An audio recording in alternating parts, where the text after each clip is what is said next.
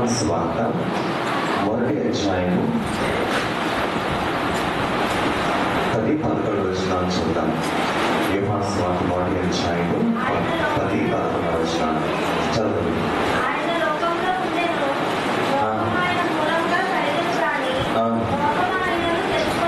చాలండి. మనం చూస్తే మరి ఇక్కడ ఒక అద్భుతమైన మాట మనం గమనిస్తున్నాం. యోహాను సువార్త 1వ అధ్యాయము 10వ వచనములో ఆయన లోకములో ఉండెను, లోకము ఆయన మూలముగా కలిగెను, కానీ లోకము ఆయనను తెలుసుకోలేదు అనే మాటని ఇక్కడ మనము చూస్తున్నాం. మరి యోహాను సువార్త 1వ అధ్యాయంలో మరి ఎందుకు ఈ వాక్యాన్ని మరి దేవుడు యోహాను ద్వారా రాయించారు, ఆ కారణాన్ని మనము తెలుసుకోవాలి. కాబట్టి మరి దేవుడు ఈ లోకములో ఆయన జన్మించారు, కానీ లోకము ఆయన ద్వారా కలిగిన, ఆయన లోకంలో జన్మించినా సరే లోకం ఆయన్ని తెలుసుకోలేదు. మరి మీరు అందరూ ఇక్కడ కూర్చున్నారంటే మీరు ఎందుకు కూర్చున్నారు? ఇక్కడ దేవుణ్ణి తెలుసుకున్నారు కాబట్టి, ఆయన్ని నమ్మి విశ్వసించి మరి ఆయన ఎందుకు మరి పరిపూర్ణమైనటువంటి నమ్మకం కలిగి ఆయన వెంబడించి ఈ స్థలంలోనికి చర్చకొచ్చారు. మీరు దేవునికి స్తోత్రం, హల్లెలూయా. మరి అనేక మంది ఇంకా బయట లోకంలో ఉన్నారు. మరి మన పరిస్థితి ఏంటి అంటే వారు ఇంకా దేవుణ్ణి తెలుసుకోలేకపోయారు. ఏది ఏమైనప్పటికీ తెలుసుకున్న మనందరం కూడా దేవుని దృష్టిలో ధన్యులమి. మనం ఎవరికండి? ధన్యులమి. దేవునికి స్తోత్రం, హల్లెలూయా. You are the blessed people in the sight of God. అందుకనే దేవుడు తగిన కాలంలో ఆయన ప్రియకుమారుని ఈ లోకంలోకి పంపించాడు. అసలు ఈ లోకం కూడా దేవుడు లేకుండా కలుగలేదు కదండి, దేవుడు లేకుండా కలుగలేదు. అందుకని యోహాను 1:1 ఏం చెప్పబడింది? ఆదియందు వాక్యము ఉండెను. ఆ వాక్యం ఏంటండి? దేవుడు. Very good. ఆదియందు వాక్యం ఉండెను, ఆ వాక్యమే దేవుడు. కాబట్టి సమస్తము కలిగినదంతా కూడా ఈ ప్రపంచంలో వరల్డ్లో ఒక చిన్న క్షేమ దగ్గర నుంచి పెద్ద ఎలిఫెంట్ వరకు, పెద్ద పర్వతం వరకు, అలాగే విశ్వంలో యూనివర్స్ లో కనిపించే పెద్ద స్టార్స్ వరకు, మెగా స్టార్స్ వరకు, ఇవన్నీ కూడా దేవుని యొక్క చేతి సృష్టి. కాబట్టి దేవుడు లేకుండా ఇవేమీ కలగలేదు. అందుకనే దేవుని మూలంగానే సమస్త జీవము కలిగింది. దేవునికి స్తోత్రం, హల్లెలూయా. అందుకనే ఈ రోజున ఇప్పటికీ కూడా చాలా మంది ఈ లోకం యొక్క జ్ఞానం అంటే ఈ లోకంలో ఉన్న జ్ఞానాన్ని బట్టి చాలా మంది ఆలోచిస్తారు.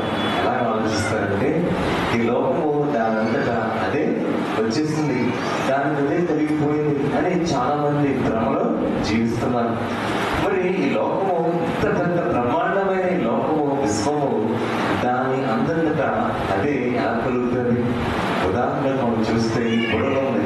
ఈ బుడగని ఎవరో తయారు చేస్తారు కదా, బుడగ తయారైంది, మరి దానికి అదే తయారైపోయిందా? లేదు కదా. అలాగే ఇంత గొప్ప సృష్టి, అందమైన సృష్టి, ఇంత విశాలమైన సృష్టి కలిగిందంటే దాని వెనకాల ఎవరో ఉన్నారు.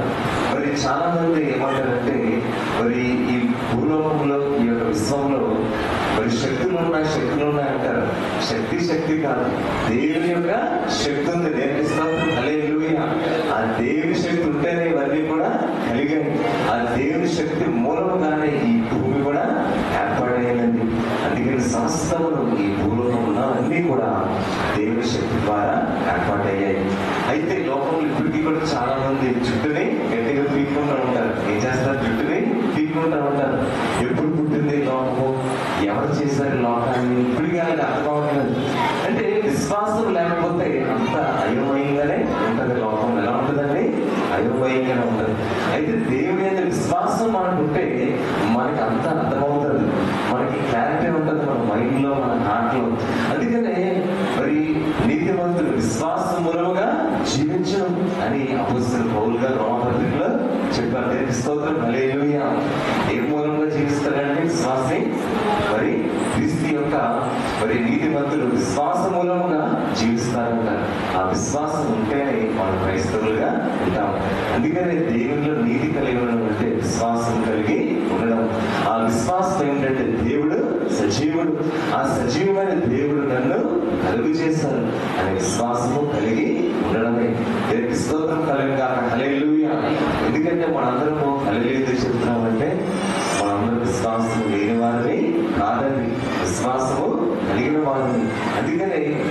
జీవితానికి ఆత్మీయ స్థితిలో మూలం ఏంటంటే విశ్వాసం.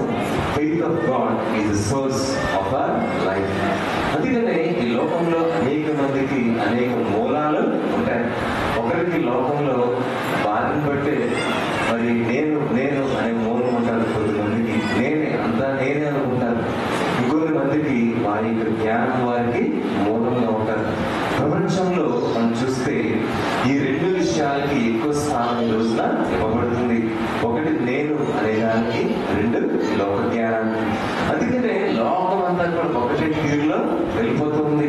లోకం అనేది ఒక మాయలో ఈ రోజున బాగా చిక్కుంటూ ఉంది. రోజు రోజుకి కూడా ఏది సత్యమో ఏది అసత్యమో కూడా ఎవరు కూడా ఏమీ గ్రహించలేకపోతున్నారు. మొన్న ఒక రోజు యూట్యూబ్ లో ఒక ఛానల్ ఏం పెట్టారంటే, పెద్ద సునామీ వచ్చేసింది అమెరికాలోని పెట్టారు న్యూస్. చాలా పెద్ద సునామీ అంటారు.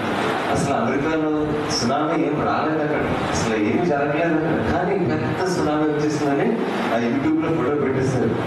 యూట్యూబ్ లో ఏంటంటే ఫోటో మీద ఒకటి రాస్తుంటారు, కానీ లోపలికి ఏంటప్ప అని చూస్తే లోపల చిన్న డిస్టెన్స్ ఉంటుంది, అంతే, ఏముండదు. చూసారా, అంతా మాయ. మనుషుల్ని ఆకట్టుకుని లోపలుచుకుని చూడు చూడు నొక్కు నొక్కు అనే దాకా మనుషుల్ని ప్రేరేపిస్తారు. తీరా చూస్తే నొక్కిన తర్వాత లోపల ఏముండదు, అంతా బూడిదే. అందుకనే ఈ లోకం చూసి అందరూ అదే నిజమేమో అనుకుంటున్నారు. అయితే ఆ వార్తలు విని, ఆ అసత్యపు విషయాలు విని మరి నిజమా కాదని తెలుసుకోవడం, నమ్మడం ద్వారా మనిషికి కంగారి భయము పుడుతుంది. అందుకని లోకంలో దేవుని సత్యాన్ని గ్రహించిన వారు వారి జీవితంలో స్థిరమైన వారిగా ఉంటారండి. అందుకనే మన జీవితానికి మూలం అయితే ఒకటే, దేవుని యొక్క విశ్వాసం. దేవునికి స్తోత్రం, హల్లెలూయా. ఈ లోకంలో ఎవరికి ఏమైనా ఉండనివ్వండి, ఒకరికి జ్ఞానం అవ్వచ్చు, ఒకరికి ధనం అవ్వచ్చు, ఒకరికి అధికారము వారికి మూలంగా వారి జీవానికి మూలం ఉండవచ్చేమో, కానీ మన జీవితానికి మూలము విశ్వాసమే. అందుకని నీతిమంతుడు విశ్వాస మూలంగా జీవించడం. దేవునికి స్తోత్రం, హల్లెలూయా. అలాగే మనం హెబ్రీ పత్రిక చూద్దామండి. హెబ్రీ పత్రిక 1వ అధ్యాయము 2వ వచనం చూద్దాం. మరి ఈ దినములంతరం మందు కుమారుని ద్వారా మనతో మాట్లాడను. ఆయన కుమారుని సమస్త మనలో వారసునిగా నియమించను. ఆయన ద్వారా ప్రపంచములను నిర్మించను. హెబ్రీ పత్రిక 1వ అధ్యాయము 2వ వచనం. ఈ దినముల అంతమందు కుమారుని ద్వారా మనతో మాట్లాడను. ఆయన కుమారుని సమస్తములలో వారసునిగా నియమించను. ఆయన ద్వారా ప్రపంచములను నిర్మించను. కాబట్టి దేవుడు ఆయన కుమారుని ద్వారా సమస్తమును కలుగు చేశారంట. మరి పాత నిబంధన కాలంలో మనం చూస్తే ఓల్డ్ టెస్టిమెంట్ టైంలో దేవుడు మరి యెహోవా దేవుడు ఆత్మరూపంలో ప్రజలకు తానేంటో తెలియపరిచారు. ఎలా తెలియపరిచారండి? ఆత్మరూపంలో యెహోవా దేవుడు ప్రజలకు తానేంటో తెలియజేశారు. అయితే ఆ ఆత్మరూపంలో ఉండగానే దేవుడు గొప్ప ప్రత్యక్షతలు వారికి ఇచ్చారు. అనేక మంది విశ్వాసులు ఉదాహరణకు మనం చూస్తే మరి వారు ఎంత ధన్యులంటే అన్ని కాలాల్లో కూడా దేవుని ప్రజలు ధన్యులే, అప్పుడు ఇప్పుడు ఎప్పటికీ కూడా. అయితే పాత నిబంధనలో దేవుడు ఆత్మరూపంలో మనం చూస్తే మోషేకి అగ్ని రూపంలో సీనాయి పర్వతం మీద తన ప్రత్యక్షతని కలుగు చేశారు. ఆ పదార్థాలు మనం చూస్తే, మీరు చూసారా 10 Commandments సినిమా ఎప్పుడైనా చూసారా? 10 సినిమా చూసారా ఎప్పుడైనా? సినిమా చూసారా ఎప్పుడైనా? మామూలుగా సినిమా కూడా చూడలేదు గురించి మీరు ఇప్పుడు? ఓకే, సరే, సినిమా కూడా చూడలేదు ఎవరు? 10 సినిమా, దేవుడి సినిమా కూడా చూడలేదా? చూసినట్టు కొంతమంది కుదురుతున్నారు. సరే, మంచిదే.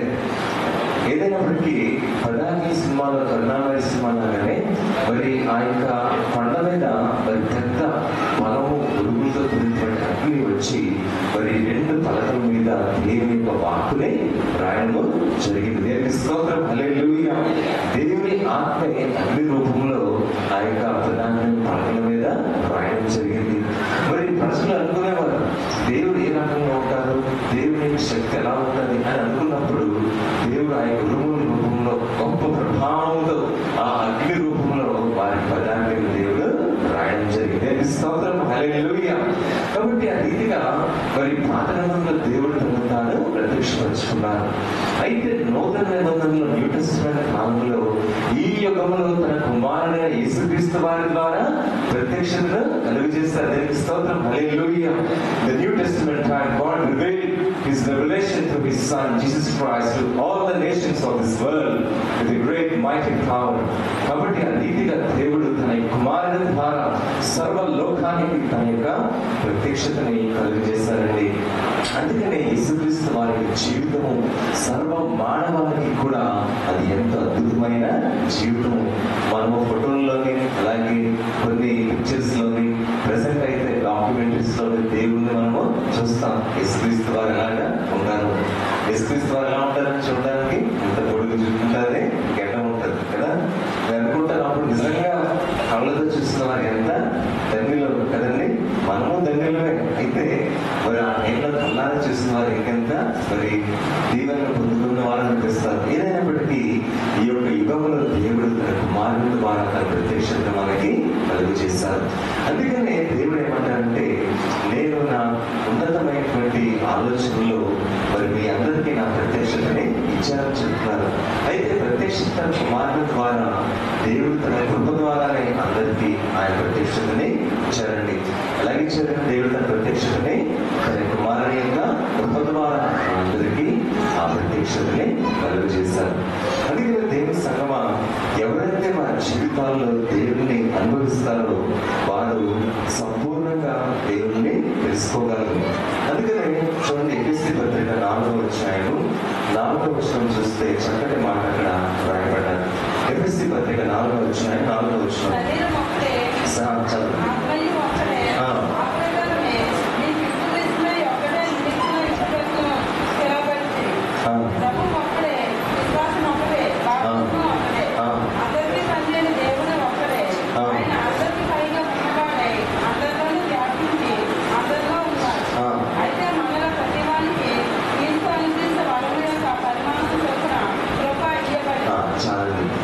ఎఫెసీ పత్రిక 4వ అధ్యాయం 4 నుంచి 6 వరకు మనం చూస్తే శరీరం ఒక్కటే, ఆత్మయు ఒక్కడే, ఆ ప్రకారం మీ పిలుపు విషయమై ఒక్కటే నిరీక్షణ ఉన్నట్టు పిలువబడుతుంది. కాబట్టి ప్రభు ఒక్కడే, విశ్వాసము ఒక్కటే, బాప్తిస్మము ఒక్కటే. కాబట్టి మనము దేవుల్లో ఎలా ఉన్నాము అంటే ఈ రీతిగా మనం ఉన్నాము. ఆయనలో ఒక్క శరీరంగా మనము ఉన్నామండి. ఎలా ఉన్నామండి? ఒక్క శరీరంగా మనము ఉన్నాము. అందుకని సంఘాన్ని క్రీస్తు ఏమన్నారు? సంఘము నా యొక్క శరీరం అన్నారు. ఎందుకన్నారు నా శరీరం అని? శిలువ మీద మనల్ని ఆయన శరీరాన్ని అర్పించుకొని, ఆయన రక్తాన్ని శరీరాన్ని మనకు శిలువ మీద అర్పించుకొని, తన సమస్తాన్ని అర్పించుకొని మనందరినీ కూడా ఆయన సదాకాలం వరకు వారసులుగా ఏర్పాటు చేస్తున్నారు. దేవుని స్తోత్రం. హల్లెలూయా. అందుకని దేవునికి మనం శరీరంగా ఉన్నాం. అందుకని సంఘం దేవుని యొక్క శరీరము. ఈ శరీరానికి శిరస్సు ఎవరండి? క్రీస్తు. Christ is the head of the church. So Jesus Christ is the head of the church and church is the body of Christ. అందుకని మన జీవితంలో దేవుని యొక్క శక్తిని, ప్రభావాన్ని కలిగి ఉన్నామంటే ఆయన ఇచ్చిన కృప వల్లే అని చాలా స్పష్టంగా 7వ వచనంలో మనము చూస్తున్నాం. అయితే మనలో ప్రతి వారికి క్రీస్తు అనుగ్రహించు వరము యొక్క పరిమాణం చొప్పున కృప ఇవ్వడం. కాబట్టి దేవుడు ఇచ్చిన కృప వల్ల మనము ఈ రీతిగా మన జీవితాల్లో ఉంటున్నాం. అందుకని దేవుడు మనం గమనిస్తే ప్రతి ఒక్కరిని ఒకలాగా ఆయన పిలుచుకుంటాడు. ఇప్పుడు మీరు అందరూ ఉన్నారు ఇక్కడ, అందరూ ఉన్నారు కదా, ఆలోచించండి. మిమ్మల్ని ఒక్కొక్కరిని ఒకలాగా దేవుడు పిలుచుకున్నాడు కదా. మీరు ఎప్పుడైనా ఆలోచించారా? ఎన్నో సాక్ష్యాలు వింటారు లోకంలో, ఎన్నో మంది జీవితాలను మీరు గమనిస్తూ ఉంటారు. అయితే అందరినీ ఒకేలాగా దేవుడు పిలుచుకోరు. అందరి స్థితిగతులు ఒకేలా ఉండవు. అయితే మిమ్మల్ని పిలిచిన దేవుడు, మీ స్థితిలో పిలిచిన దేవుడు, మరి మీరు దేవుని దృష్టిలో ఎంతో ప్రత్యేకంగా ఉన్నారు. దేవుని స్తోత్రం. హల్లెలూయా.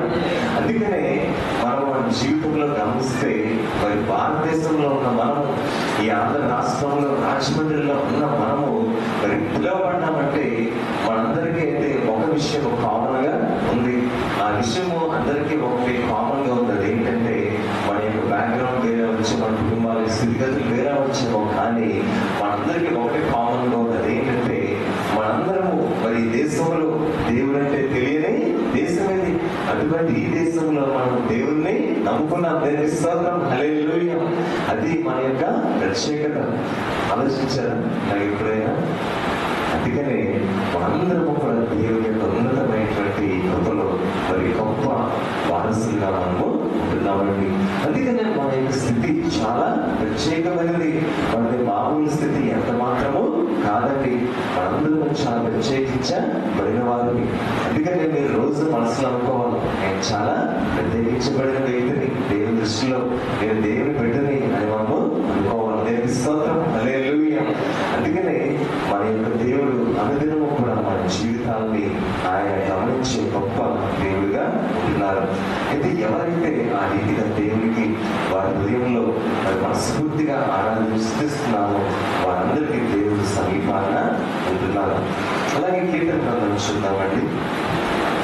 కీర్తన గ్రంథం 104వ అధ్యాయం చూద్దాం. కీర్తన గ్రంథం 104వ అధ్యాయము 30వ వచనం. కీర్తన 104వ అధ్యాయం 30వ వచనం. చదవండి. నీవు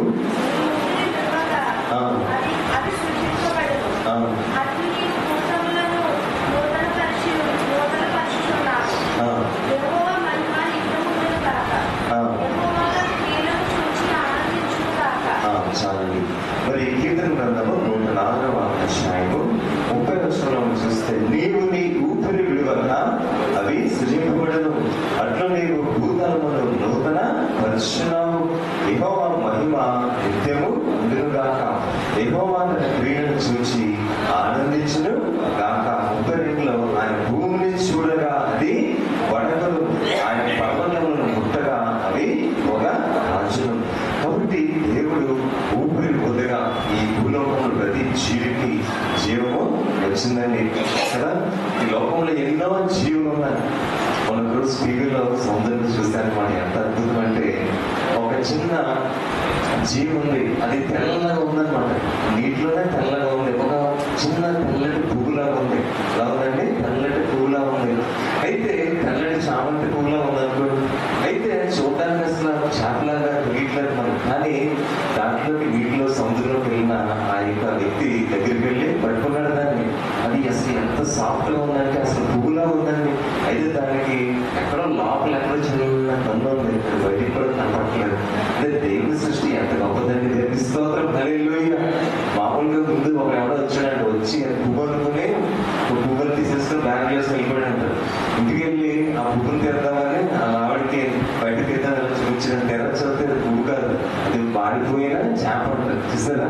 ఆ రీతిగా ఈ లోకంలో దేవుని సృష్టి ఎంత అద్భుతంగా ఉందండి కదా. పువ్వు అనుకున్నాడు, పువ్వు కాదు, చేప. లోపల ఎక్కడ చిన్న కన్ను ఉన్నట్టు దాన్ని. అంటే అది చాలా మెత్తగా చపాతీ పిండిలో స్మూత్గా ఉన్నది, మెత్తగా పట్టుకోవడానికి. అంటే అంత చిన్న జీవి, చిన్న పువ్వులో ఉన్న జీవిలో కూడా దేవుడు ఏం పెట్టాడండి? జీవాత్మని ఊపిరి పెట్టారు. దేవునికి స్తోత్రం, హల్లెలూయా. మనుషులకి మనకి అదే జీవాత్మని పెట్టారు. దేవునికి స్తోత్రం, హల్లెలూయా. అలాగే పెద్ద పెద్ద ఏనుగులు కూడా అదే ఊపిరిని పెట్టాడు. సైజ్ తేడా అంతే, అందరికీ ఒకటే ఊపిరి. కాబట్టి ఆ రీతిగా దేవుని యొక్క సృష్టి ఎంతో అద్భుతమైనది. అయితే దేవుడు అన్ని యుగాల్లో ఆయన సర్వశక్తి కలిగినటువంటి ప్రభువుగా ఆయన ఉంటున్నారు. అందుకనే ఆయన మహిమ నిత్యము ఉంటుందండి. ఎలా ఉంటుందండి? ఆయన మహిమ నిత్యము ఉంటుంది. అలాగే ఆయన క్రియలు చూసి మనము ఆనందిస్తామంటారు. మరి దేవుడు భూమిని చూస్తే అది పొందు కాదంటారు. అందుకని మన జీవితంలో మనకి ఉన్న పరిస్థితుల్లో, మనకున్న శ్రమంలో మనం ఒకవేళ ఈ లోపం వైపు, ఈ పరిస్థితుల వైపే మనం చూస్తున్నామా? మరి సర్వశక్తి కలిగినటువంటి దేవుడు, సర్వ యుగముల సజీవుడైన దేవుడు, ఎంతో ఉన్నతమైన దేవుడు నాకు ఉన్నాడు కదా అని ఆయన విషయాన్ని గ్రహించుకొని ఆయన వైపు మనం చూస్తున్నామా? లేక ఈ లోపం వైపు మనం చూస్తున్నామా? అందుకని ఎప్పుడు కూడా మన యొక్క శ్రమంలో, మన ఇబ్బందుల్లో వీటికంటే గొప్ప దేవుడైన సర్వశక్తిమంతుడు నాకు ఉన్నారు అని మనము జ్ఞాపకం చేసుకోవాలి. ఒక ఆటో మీద నేను ఊరు వెళ్ళినప్పుడు ఇలా రాశాడనమాట. ఏం రాశాడంటే, నేను బెంగళూరులో ట్రైనింగ్ అవుతున్నప్పుడు అక్కడ నేను చూశాను అనమాట. నీ యొక్క జీవితంలో నీ పరిస్థితి సైజ్ కంటే దేవుని యొక్క పరిమాణం, దేవుని సైజ్ చాలా ఒక గొప్పది, నీ సమస్య కంటే దేవుని యొక్క పరిమాణం సైజ్ చాలా గొప్పదని రాశాడు. దేవుని స్తోత్రం, హల్లెలూయా. మరి ఆ వ్యక్తి చక్కటి మాట రాశాడు. నిజంగా అద్భుతం కదా. మన పరిస్థితుల కన్నా, మన యొక్క శ్రమల కన్నా మన దేవుడు గొప్పవాడు. దేవుని స్తోత్రం, హల్లెలూయా. అందుకని మనము మన పరిస్థితుల వైపు, మన శ్రమల వైపు చూడకూడదు, కానీ మన మనసు దృష్టి ఎప్పుడు కూడా అన్నిటికంటే గొప్పవాడైన మన దేవుని వైపు మనం దృష్టి ఉంచాలి. అలాగే మన దృష్టి ఉన్నప్పుడు మనకి ఇంకా శక్తి, ఇంకా ఆత్మ, ఇంకా గొప్ప బలము దేవుడు మన జీవితాల్లో మనకి ఆయన ఇస్తారండి. దేవుని స్తోత్రం, హల్లెలూయా. అలాగే బెంగళూరు నగరంలో చాలా విచిత్రంగా ఉంటారు. అక్కడ ఏంటంటే విచిత్రంగా అంటే భాష విచిత్రం. అక్కడ ఏ భాష అండి? కన్నడ భాష. మన భాష తెలుగు భాష. ఫస్ట్ వెళ్ళిన వాళ్ళకి కొత్తగా ఉంటుంది. అక్కడ అంతా ఎలా ఉంటుందండి? కొత్తగా ఉంటుంది. ఒక రోజున ఒక ఆయన ఇంకో ఆయనతో మాట్లాడుతూ చెన్నై ఇదేరా అంటారు. ఏమన్నాడు? చెన్నై ఇదేరా అంటారు. నన్ను ఏమనుకున్నారంటే నిలబడి రైల్వే స్టేషన్ దగ్గర మీ దగ్గర ఛానల్ ఉన్నాయని అడుగుతున్నాడేమో అనుకున్నాను నేను. చెప్తే తర్వాత మా పక్కనున్న కన్నడ ఏమన్నారంటే ఛానల్ ఉన్నాయి అనట్లేదండి, చెన్నై ఇదేరా అంటే ఛానల్ ఉన్నాయని అనడం కాదు, మీరు బాగున్నారని అర్థం చెప్పాడు అనమాట. అంటే భాష చాలా వెరైటీగా ఉంటుంది అక్కడ. అలాగే ఒకరోజు మాత్రమే రైల్వే స్టేషన్ లో రాశారు. రోజు ఏంటి ఒకరోజు మాత్రం, రోజు ఒక మాత్ర వేసుకోవాలా అని నేను అనుకుంటున్నాను. మామూలుగా ఏదో అడ్వర్టైజ్మెంట్ పెట్టుంది. అప్పుడు నా పక్కన ఉన్న కన్నడ ఏమన్నారంటే అది కాదు, ఒకరోజు మాత్రమే అంటే మాత్రలు టాబ్లెట్లు కాదు, మాత్రమే ఓన్లీ అని చెప్పారనమాట. చూసారా ఎంత విచిత్రంగా ఉన్న భాష. అందుకనే ఒక్కొక్క ఊళ్ళో ఒక భాష ఉంటుంది. ఏదైనప్పటికీ లోకంలో ఎన్ని భాషల్లో దేవుడు సిద్ధించినా మన యొక్క ఆత్మ ఒకటే. దేవుని స్తోత్రం, హల్లెలూయా.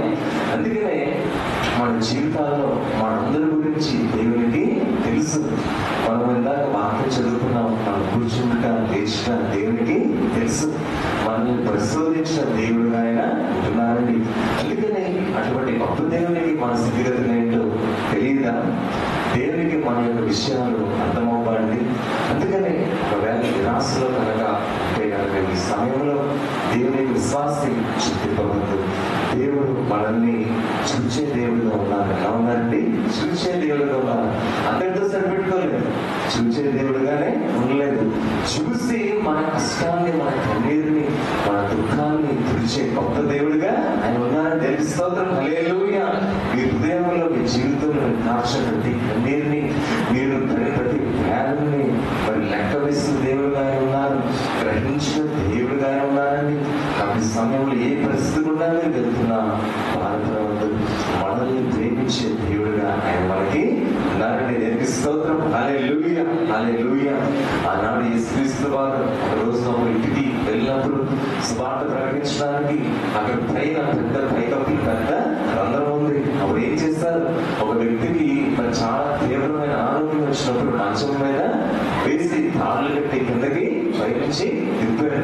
వెంటనే యేసుక్రీస్తు అడిగారు, ఏంటి ఈ వ్యక్తికి ఏమైందంటే తన శరీరంలో చాలా బలహీనతగా ఉంది ప్రభా, తను లేచి కూర్చోలేకపోతున్నాను చెప్పినప్పుడు ప్రభా ఇది జీవితంలో చాలా శ్రమ ఉంది ప్రభా అని చెప్పినప్పుడు యేసుక్రీస్తు వారి కనికరంలో నుండి ఆయన హృదయంలో కదిలించబడి ఆయన చేయి వేసి ఆయనకు ప్రేమ కలిగిన కృపగలిగిన హస్తాన్ని బట్టి ప్రార్థించగా మరి వెంటనే టక్కనే ఆ వ్యక్తి మంచి పైకి లేచాడు. దేవునికి స్తోత్రం, హల్లెలూయా.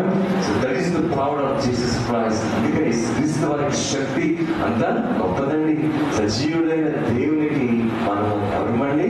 సజీవమైన విశ్వాసము. ఎందుకంటే మన దేవుడు సజీవుడు కనుక మనం సజీవమైన దేవునికి సజీవమైన విశ్వాసము. ఫర్ ద లివింగ్ గాడ్, హల్లెలూయా, హల్లెలూయా. కాబట్టి మన చింత యావత్తును దేవుని మీద మనము వేద్దాం. మనకి ఏ కష్టం ఉన్నా, ఏ శ్రమ ఉన్నా మన జీవితంలో సమయంలో ప్రతి విషయంలో ఆ పరిస్థితిని తలకిందులుగా మార్చగలిగినటువంటి దేవుడుగా ఆయన ఉన్నారు. దేవునికి స్తోత్రం, హల్లెలూయా. కాబట్టి దేవుని సంగమా ఆ రీతిగా మన జీవితాల్లో మన ప్రతి భారాన్ని మన దేవుని మీద మోపి మనం ముందుకి సాగాలి. అందుకనే అటువంటి జీవితాల్లో దేవుడు ఇంకా ఆయన ఉన్నతమైన ప్రభావాన్ని బహు బలంగా ఇచ్చేటువంటి దేవుడుగా ఆయన ఉంటున్నారు. అలాగే యెషయా గ్రంథాన్ని చూద్దామండి. యెషయా గ్రంథం 45వ అధ్యాయం చూద్దాం. యెషయా గ్రంథం 45వ అధ్యాయం 7వ వచనం. నేను వెలుగును సృజించిన వాడు, అంధకారమును కలిగి చేయవాడు, సమాధానకర్తను కీడును కలిగి చేయవాడు నేనే, యెహోవా అని నేనే వీటన్నిటినీ కలిగి చేయవాడు. అందుకనే దేవుడు సమస్తమును చేయగలరు అనడానికి ఇది సాదృశ్యం. యెషయా 45వ అధ్యాయము 7వ వచనం. నేను వెలుగును సృజించువాడును, అంధకారమును కలిగి చేయవాడును, సమాధానకర్తను కీడును కలిగి చేయవాడును నేనే, యెహోవా అని నేనే వీటన్నిటినీ కలుగు చేయవాడు. కాబట్టి దేవుడు సమస్తమును ఆయన కలుగు చేశారు. మనం చూస్తే వెలుగుని ఆయన కలుగు చేశారు, మరి చీకటిని ఆయన కలుగు చేశారు, అలాగే జీవాన్ని ఆయన కలుగు చేశారు, మరి ప్రాణాన్ని ముగింపును కూడా ఆయనే కలుగు చేశారు, మరి అన్నిటికీ ముగింపును కూడా ఆయనే నిర్ణయించారు. అందుకనే దేవునికి ఆయన హస్తములు, ఆయన చేతిలో అన్నీ ఉన్నాయండి. కాబట్టి మనం ఎవరి హస్తంలో ఉన్నాము? దేవుని హస్తంలో ఉన్నాము. దేవుని స్తోత్రం. హల్లెలూయా, హల్లెలూయా. మన యొక్క హస్తము దేవుని యొక్క హస్తము, ఆయన హస్తంలో మనము ఉన్నాం. కాబట్టి మనం భద్రంగా మనము ఉంటాం. ఈ లోకంలో ఎన్నో హస్తాలు ఉంటాయి. హస్తం యొక్క మరి చిహ్నాలు ఈ లోకంలో ఎన్నో ఉంటాయి. 2 హస్తాలు కలిగిన సింబల్స్, ఆ గుర్తులు చాలా ఉంటాయి. బ్యాంకులు ఉంటాయి, పార్టీలు ఉంటాయి, ఎన్నో ఉంటాయి. కానీ ఈ లోకంలో దేవుడు మనకి గ్యారంటీ ఇవ్వలేదు. కానీ దేవుని హస్తం ఒక్కటే మనకి గ్యారంటీ ఇవ్వగలదు. అందుకని సహాయం చేయటకు నా చెయ్యి పురుచు కాలేదు అని ఇచ్చారండి. హల్లెలూయా. ఏమి చేయడానికి నా చెయ్యి పురుచు కాలేదంటారండి? సహాయం చేయడం నా చెయ్యి పురుచు కాలేదు. దేవుని స్తోత్రం. హల్లెలూయా. ఇందాక పాస్టర్ గారు చెప్తారు, అంత అద్భుతమైన సాక్ష్యం కుమార్ గారు అల్లు గారికి బాత్రూంలో మరి ఆయన మరి భావం ఎదురవడం, మరి ఎంత భయంకరమైన పరిస్థితి. అయితే దేవుని హస్తము మనకి అపాయంలో మనం ఉన్నప్పుడు, ఆ అపాయకరమైన స్థితిలో మనం ఉన్నప్పుడు దేవుని హస్తం మనల్ని పైకి లేవనెత్తుతారు. దేవుని స్తోత్రం. హల్లెలూయా. ఎందుకంటే సిలువ మీద కూడా ఆయన హస్తము మన కొరకు చాపబడిందండి. ఆ హస్తాలకు మేకులు ఎగగొట్టబడ్డాయి. ఎందుకు? అవి మన కొరకు, మన విమోచన కొరకు ఆయన హస్తాల మేకులు ఎగగొట్టబడ్డాయి.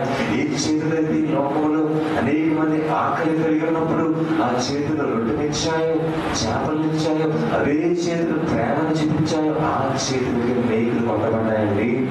ఆలోచించండి. మరి మన దేవుని హస్తం ఎంత అద్భుతమైన హస్తం, మరి దేవుని హస్తం ఎంత ధైర్యమైన హస్తం అండి. మరి లోకము దేవుడు తెలుసుకోగలిగిందా? కొద్దిమంది మాత్రమే తెలుసుకోగలిగారు. అయితే ఇంకా అనేక మంది తెలుసుకోలేకపోయారు. అందుకనే మొట్టమొదటి ఈ రోజు మనం చదివిన వాక్యము అదే, ఈ లోకము దేవుని వలన కలిగింది, కానీ దేవుని వలన కలిగినప్పటికీ కూడా లోకమాయన్ని తెలుసుకోలేదు. ఎందుకంటే ఈ లోకం యొక్క అధికారిగా అపవాదిగాడు, సాతానుగాడు ఉన్నాడు.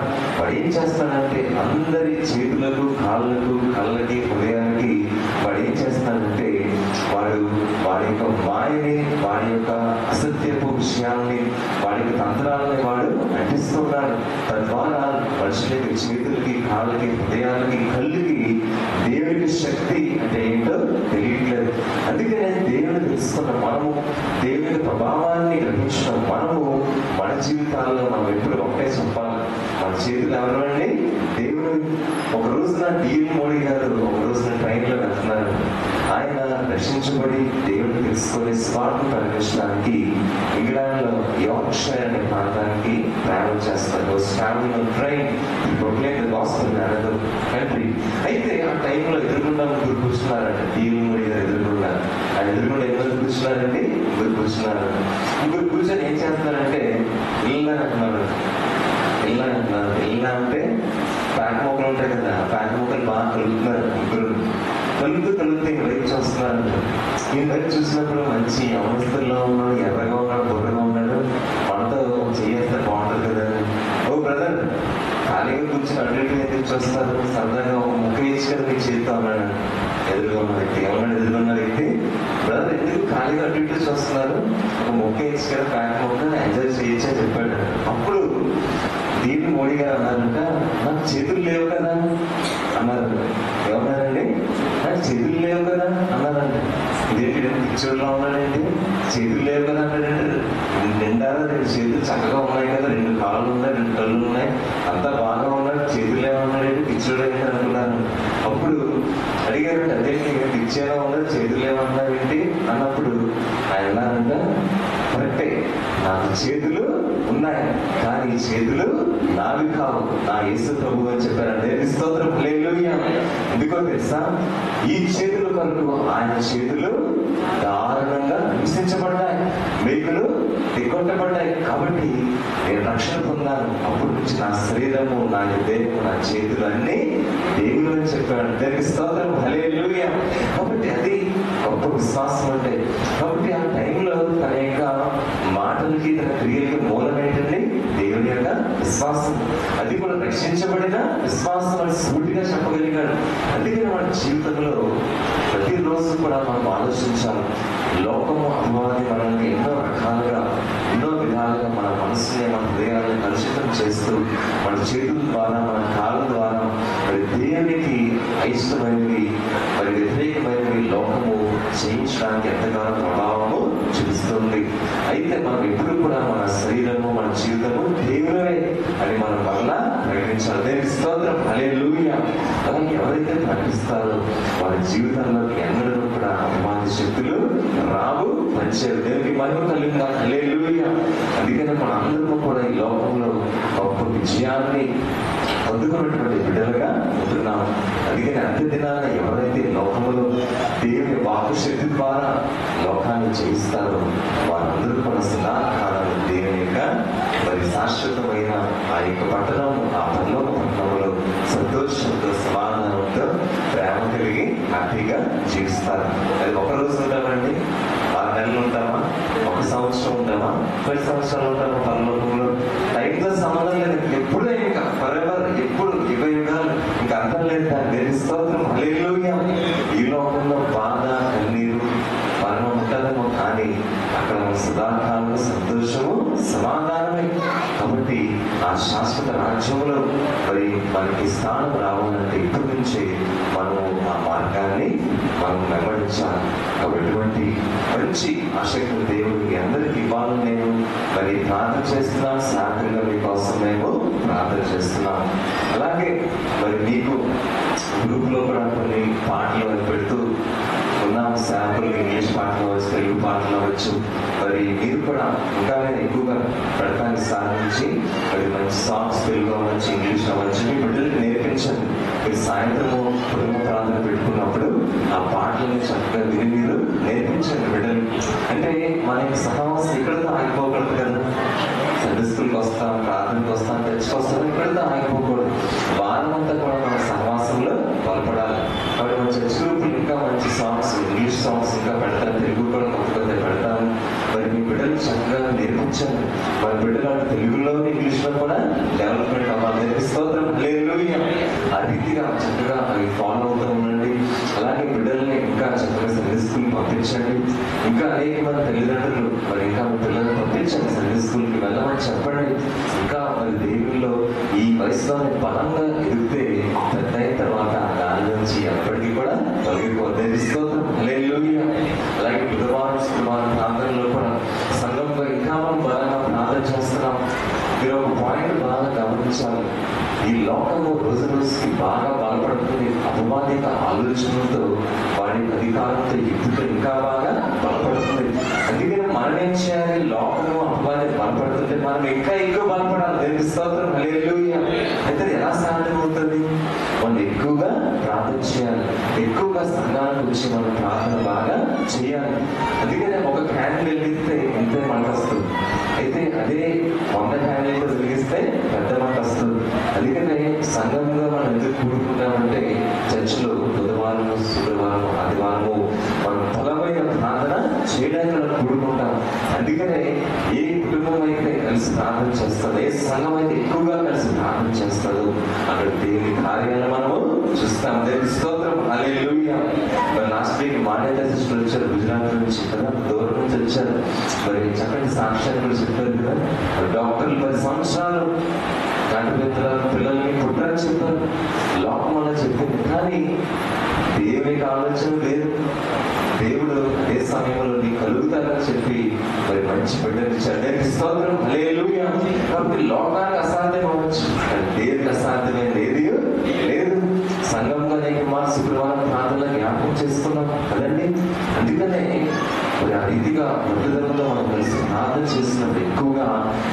ఇంకా గొప్ప కార్యాలు మన జీవితాలు ఇంకా నూతనంగా చేస్తారు. అయితే ఇంకా బలపడాలి, ఇంకా వేడెక్కాలి మన ప్రార్థనలో. అలా ఇంకా ఇంకా ఇంకా ఎక్కువగా మనం ప్రార్థన చేసినప్పుడు మనలో పరిశుద్ధాత్మ శక్తి బహు బలంగా పనిచేస్తుంది. ఎప్పుడైతే పరిశుద్ధాత్మ శక్తి బహు బలంగా పనిచేస్తుందో లోకంలో అపవాది, లోకం యుక్తి, లోకం తంత్రాన్ని బహు బలముగా మనము జయించవచ్చు. దేవుని స్తోత్రం, హల్లెలూయా. కాబట్టి మనం విజయాన్ని పొందుకున్న వారిని కానీ అపజయాన్ని పొందుకున్న వారిని ఎంత మాత్రము కాదు. అందుకనే నా బిడ్డ, నా కుమారుడా, నా కుమార్తె, ఇదిగో అందుకో ఈ జీవ కిరీటాన్ని అందుకో అని అతి దినాన దూతల ముందు దేవుడు మనల్ని కనపరుస్తారంట. ఆహా, అది ఎంత గొప్ప భాగ్యం అండి. కాబట్టి ఆ భాగ్యాన్ని మరి మనం పొందుకోవాలంటే ఇప్పటి నుంచే మనం ఈ విధంగా వాక్యానుసారంగా మన జీవితాల ముందుకి నడిపించుకోవాలి. రీసెంట్గా చనిపోయిన పాస్టర్ గారు ప్రకాష్ రెడ్డి గారు ఒక అద్భుతమైన మాటని చెప్పారు. మన జీవితంలో మరి ఎన్నో సంవత్సరాలు దాటుకొని ముందుకి వెళ్ళిపోతాం. అయితే ఎన్ని సంవత్సరాల ముందుకి దాటుకొని వెళ్ళిపోయినా దేవుళ్ళలో కనుక మనం ఎదగకపోతే ఆత్మీయంగా ఎక్కడ వేసిన గొంగళి అక్కడే ఉంటుందంట. తెలుగు సామెత, ఎక్కడ వేసిన గొంగళి అక్కడే ఉంటుందంట. అందుకనే దేవుళ్ళలో మనం ఎదిగే కొద్దీ మనము మన జీవితంలో వయసుతో పాటు ఆత్మీయంగా మనం ఎదగకపోతే మనలో ఎటువంటి ఫలాలు రావు.